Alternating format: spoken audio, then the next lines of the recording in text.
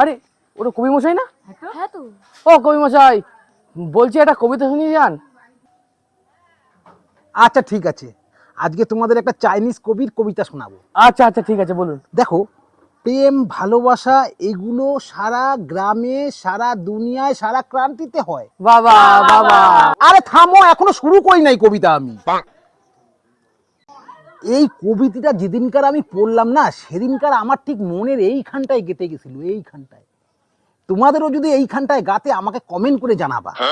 কবিতাটা শোনো এবার। আরে জলদি করে শুরু করেন না। খিদে পেয়েছি তো। চেনাচু চুনি চ্যা চাচু চুচু চ্যা, চেনাচু চু চি চু চুনি চ্যা চে চু চি চু চ্যা চু।